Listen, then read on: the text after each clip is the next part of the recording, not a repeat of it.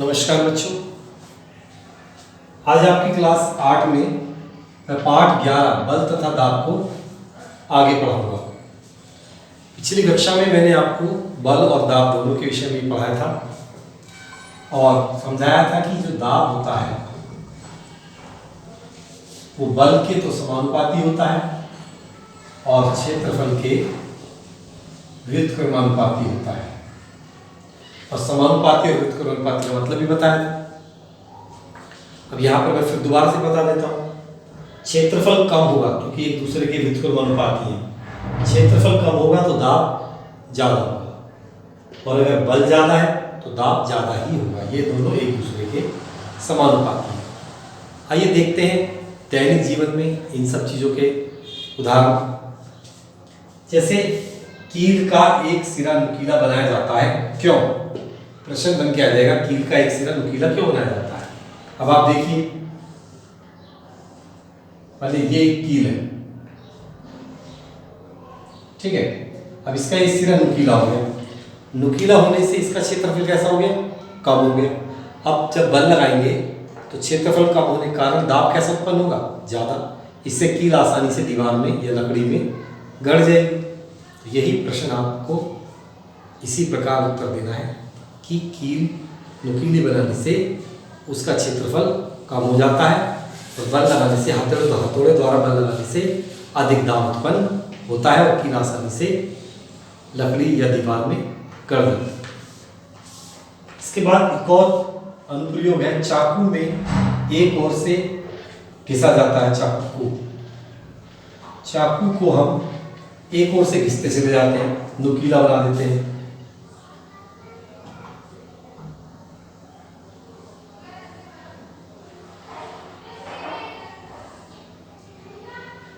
ये चाकू है, इसको हम एक तरफ से घिसते रहते हैं, पतला करते रहते हैं। पतला करने से क्या होता है? क्षेत्रफल घट जाता है। क्षेत्रफल घटेगा तो बल लगाने से अधिक दाब उत्पन्न होगा और कोई भी चीज़ फिर आसानी से कट जाएगी। तो इसका आंसर ये होगा। अगला है, स्कूली बस्तों की जो पट्टियाँ होती हैं, स्कूली बस्तों की जो पट्टियाँ होती हैं चौड़ी बनाई जाती हैं। स्कूल बैग जब आप टांगते हैं तो उसकी जो पट्टी होती है चौड़ी होती है, क्योंकि चौड़ी पट्टी का क्षेत्रफल ज़्यादा होता है। तो किताब कॉपियों का जो बल होता है वो दाब लगाएगा और चौड़ी पट्टी का क्षेत्रफल ज़्यादा है तो दाब कैसे उत्पन्न होगा? कम उत्पन्न होगा, जिससे हमारे कंधे नहीं दुखेंगे। तो ये यहाँ पर आप इसे समझ के लिख सकते हैं। अब आता है टायर। ट्रक के टायर चौड़े या ज़्यादा लगाए जाते हैं। ट्रक में छोटे टायर या एक साथ दो टायर लगाए जाते हैं। क्यों? क्योंकि जब ट्रकों में बोझा भराया जाता है, सामान भरते हैं तो सड़क पर दाब लगेगा। लेकिन जब टायर का जो क्षेत्रफल है वो बढ़ जाएगा तो क्षेत्रफल बढ़ने से दाब कैसा हो जाएगा? घट जाएगा और ट्रक के टायर फिर मिट्टी में या सड़क में नहीं धसेंगे। इसलिए ट्रक के टायर चौड़े बनाए जाते हैं। इसके बाद आता है, सिर पर पगड़ी पहनकर बोझ उठाना आसान होता है। आप देखते हैं सिर पर सामान रखते हैं तो पहले कपड़ा रख लेते हैं या पगड़ी बना लेते हैं। इससे क्या होता है, जो सर का जो क्षेत्रफल है वो थोड़ा बढ़ जाता है, जो बोझ के संपर्क में आता है। बोझ के संपर्क में आने वाले सर का क्षेत्रफल बढ़ जाता है और दाब घट जाता है। तो इसलिए सर में हमारे ज़्यादा दर्द नहीं होता और आसानी से हम बोझे को उठाकर ले जाते हैं। जैसे मान लिया आपने भरा हुआ सिलेंडर सर पे रख लिया तो बहुत थोड़ा सा क्षेत्रफल कांटेक्ट में आएगा और आपका सर दुखेगा। लेकिन अगर आप एक कपड़ा रख लेंगे फिर सिलेंडर रखेंगे तो सिलेंडर का बहुत सारा भाग कपड़े के संपर्क में आएगा और आपके सर के भी संपर्क में आएगा, तो क्षेत्रफल बढ़ जाएगा तो दाब घट जाएगा। इस प्रकार आगे बढ़ते हैं।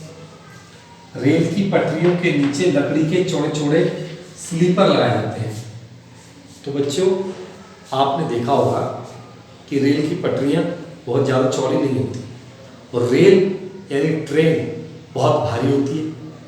जब ट्रेन पटरियों पर दौड़ेगी तो दाब बहुत ज़्यादा लगेगा और जो लाइनें हैं वो धंस जाएंगी।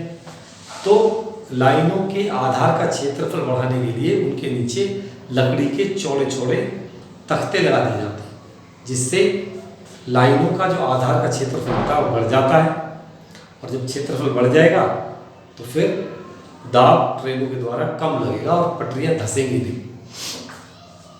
तो यहाँ पर ये आप उदाहरण दे सकते हैं। अगला है, ऊंट रेगिस्तान में आसानी से चलता है, आदमी नहीं चल सकता रेत में। इसका कारण भी बहुत आसान है। ऊंट का जो पैर होता है वो चौड़ा होता है नीचे से, तो उसके पैर का क्षेत्रफल कैसा होगा, ज़्यादा। तो जब वो पैर रखेगा रेत में तो दाब कैसा लगेगा, कम लगेगा। पैर का क्षेत्रफल बढ़ गया तो दाब कम लगेगा, क्योंकि क्षेत्रफल बढ़ने से दाब घट जाता है। तो इस तरीके से ऊंट रेगिस्तान में आसानी से चल देता है, इसीलिए ऊंट को रेगिस्तान का जहाज भी हम कहते हैं। अब मान लिया हम चलेंगे रेत में, तो हमारे पैरों का क्षेत्रफल कैसा है, कम है। जब क्षेत्रफल कम है तो दाब कैसा लगेगा, ज़्यादा। जब दाब ज़्यादा लगेगा तो आपके पैर धंस जाएंगे रेत में और आपसे आसानी से नहीं चला जाएगा। अच्छा, एक और उदाहरण मैं देना चाहूँगा।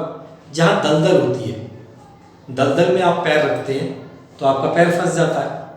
उससे बचने के लिए आपको क्या करना चाहिए, उससे बचने के लिए जैसे आपको अपने पृष्ठ का क्षेत्रफल बढ़ाना पड़ेगा ताकि दाब कम लगे। तो अगर दलदल ज़्यादा पतली नहीं है तो आप एक काम करें, आप लेट जाएं और लेट के उल्टा पलटी मार के दलदल को पार कर जाएं, क्योंकि लेटने से आपका पृष्ठ क्षेत्रफल बढ़ जाएगा तो दाब कम लगेगा और आप आसानी से निकल जाएंगे। तो इस तरीके से जहाँ भी इस प्रकार का कोई कार्य हो रहा है, जहाँ दाब ज़्यादा लग रहा है, तो क्षेत्रफल बढ़ाकर आप दाब कम कर सकते हैं। और अगर आपको दाब ज़्यादा लगाना है तो क्षेत्रफल कम करके आप दाब को बढ़ा सकते हैं। तो इस प्रकार हमने आज दैनिक जीवन में दाब के ये अनुप्रयोग पढ़े हैं। ये मैंने 7 अनुप्रयोग आपके सामने लिखे हैं। इन 7 पर ही प्रश्न बन सकता है। इन 7 को अपनी कॉपी में नोट कर लें, और नोट करने के लिए आप इसका एक स्क्रीनशॉट ले लें ताकि आसानी से घर पर बैठकर इनको लिखा जा सके। तो मैं सामने से हट जाता हूँ, आप इसका स्क्रीनशॉट ले लीजिए।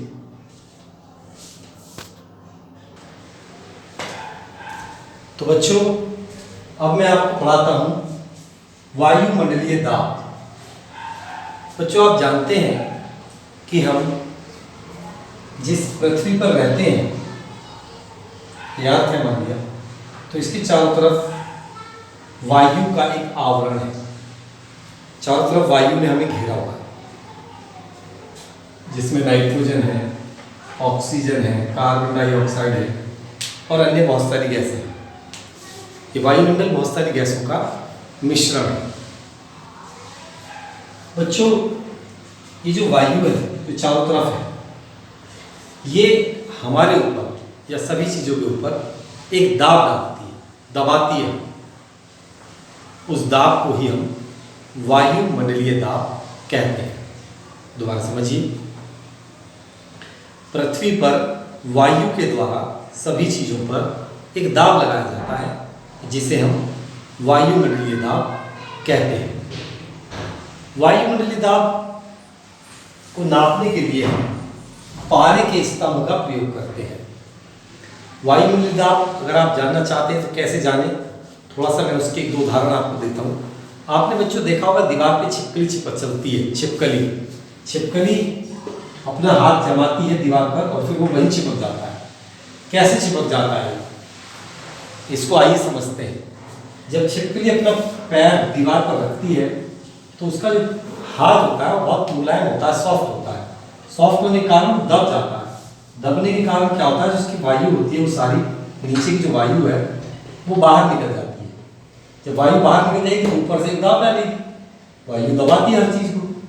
तो जब नीचे से नीचे का दाब खत्म हो गया, ऊपर से दाब बढ़ गया तो उसका हाथ चिपक जाता है। बच्चों याद रखिए, जैसे मान लीजिए मेरी उंगली है तो इसके चारों तरफ वायु है, तो चारों तरफ से इस पर एक दाब डल रहा है, एक दाब लग रहा है। अगर दाब एक बल के समान ही मानिए आप, जैसे इधर से भी दाब लग रहा है, इधर से भी दाब लग रहा है, इधर से भी दाब लग रहा है, इधर से भी दाब लग रहा है, वो समान दाब है इधर से इधर से इधर से चारों तरफ से, तो वस्तु फिर कहीं नहीं जाएगी। लेकिन अगर एक तरफ का दाब हट गया, मतलब इधर का दाब हट गया, तो ये जो बल है इसे इधर कर देगा। तो उसी प्रकार से जब ये हाथ है तो हाथ के नीचे वायु, इधर भी दाब लग रहा है, इधर भी दाब लग रहा है। लेकिन जैसे ही वायु नीचे की निकल गई, नीचे की वायु निकल गई, तो नीचे का जो दाब था वो खत्म हो गया। अब ऊपर वाली वायु है वो दाब लगाए, जिसके कारण हाथ चिपक जाता है। ऐसे बहुत सारे खिलौने भी आते हैं कि हम दीवार पर उसको चिपका देते हैं। जैसे आपने देखा होगा गाड़ियों में मोबाइल लगाने के लिए एक युक्ति आती है, एक डिवाइस आती है, उसे शीशे पर ऐसे ऊपर करके फिर नीचे दबा देते हैं। जैसे ही दबाते हैं तो जो वायु होती है नीचे की वो निकल जाती है, ऊपर वाली वायु उस पर दाब डालकर उसको टांग देती है। शीशों पर इस प्रकार के कई उपकरण आपने देखे होंगे। तो ये दाब का एक उदाहरण है। बच्चों के खिलौने आते हैं छोटे छोटे, वो पहले उसको दबा देते हैं फिर वो चिपक जाता है। रबर के खिलौने होते हैं इस तरीके के जो आसानी से दब जाते हैं और उनकी वायु नीचे की निकल जाती है, ऊपर से दाब लगने लगता है। तो ये जो दाब उसको रोकता है ये वायुमंडलीय दाब है, वायु के द्वारा आरोपित दाब है। अब इस दाब को हम कैसे नापेंगे? इस दाब को नापने के लिए हम पारे का भी प्रयोग करते हैं। पारे का स्तंभ बना लेते हैं हम ऐसे एक बीकर में, पर्सनली में पारा भर लेते हैं, यहाँ पर निर्वात कर लेते हैं। तो जितना ऊंचाई स्तंभ जाता है, जितनी ऊंचाई तक, तो ये समुद्र तल पर अगर देखें, क्योंकि अलग अलग जगह अलग अलग दाब है, समुद्र तल पर जो इस पारे की ऊंचाई होती है 76 सेंटीमीटर या 760 मिलीमीटर। मिलीमीटर में 760, सेंटीमीटर में 76 सेंटीमीटर। तो पारे का जो स्तंभ होता है ये 76 सेंटीमीटर ऊंचा होता है। तो एक वायुमंडल दाब जो होता है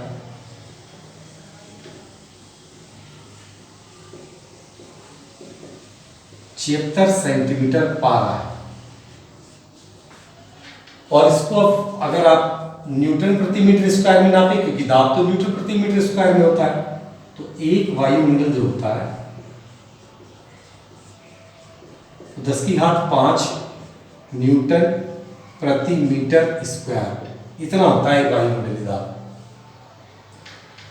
अच्छा, वायुमंडल दाब के लिए निद्रव दाब मापी का भी प्रयोग करते हैं। इसमें द्रव का प्रयोग नहीं करते। पारा तो एक द्रव है, पारा या पानी ये सब द्रव है, इनसे नाप रहे हैं तो द्रव दाब मापी है। एक होता है निद्रव दाब मापी, इसमें द्रव का प्रयोग नहीं किया जाता। ये मैंने उसका चित्र बनाने का प्रयास किया है निद्रव दाब मापी का। इसको आप ध्यान से देखें, ये घड़ी के जैसा है निद्रव दाब मापी। ये जो निद्रव दाब मापी है, घड़ी के आकार का है, ये बिना द्रव के दाब को नापता है। ठीक है बच्चों, समझ में आ रहा है?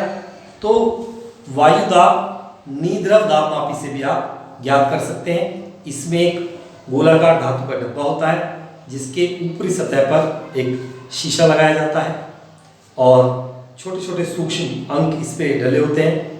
वायुमंडलीय दाब बढ़ने से जो इसकी सतह है उस पर दाब लगता है। दाब लगने से जो इसकी ये सुई है, जितना दाब होता है ये उसको बताती है। तो इस प्रकार ये आपका निद्रव दाब मापी है, इसमें द्रव का प्रयोग हम नहीं करते हैं। अब बात करते हैं स्थान के सापेक्ष वायुमंडलीय दाब में परिवर्तन। स्थान के सापेक्ष कैसे वायुमंडलीय दाब में परिवर्तन होता है? देखिए बच्चों, जितना हम पृथ्वी के तल के यानी जमीन के संपर्क में रहते हैं वहाँ पर वायु उतनी ही ज़्यादा घनी है, क्योंकि वहाँ पृथ्वी का जो आकर्षण है वो ज़्यादा है, तो वहाँ वायु घनी है। तो वायु घनी है तो वहाँ पर दाब भी कैसा होगा? ज़्यादा होगा। तो पृथ्वी के तल के निकट वायु दाब ज़्यादा है। अब जैसे जैसे हम ऊपर चलते हैं, ऊपर चलने से वायु का जो घनत्व है वो कम होने लगता है, वायु का जो घनापन है वो कम होने लगता है। जब वायु का घनापन कम होने लगेगा तो ऊपर की ओर जाने पर वायुमंडलीय दाब भी घटने लगेगा।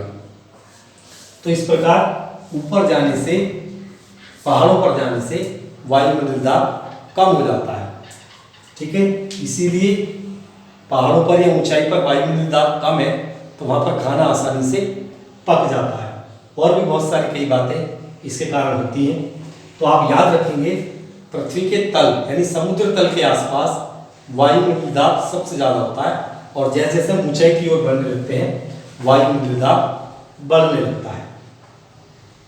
तो इस प्रकार बच्चों, मैंने आपको वायुमंडलीय दाब के बारे में बताया कि वायु आपके ऊपर एक दाब डालती है, उसे किस प्रकार नापते हैं और ये कितना होता है मैंने ये भी बताया, और स्थान बदलने से वायुमंडलीय दाब किस प्रकार बदलता है मैंने ये भी बताया। और दाब को नापने के लिए द्रवों का प्रयोग करते हैं और निद्रव दाब मापी का भी प्रयोग करते हैं। तो इस प्रकार आपने दाब के अनुप्रयोग समझे 7 अनुप्रयोग 7-8 अनुप्रयोग मैंने आपको समझाए थे कि कब दाब कम लगेगा, कब दाब ज़्यादा लगेगा, और ये वायुमंडलीय दाब को मैंने आपको समझाया। आज मैं आपको इस पाठ में इतना ही पढ़ाऊँगा।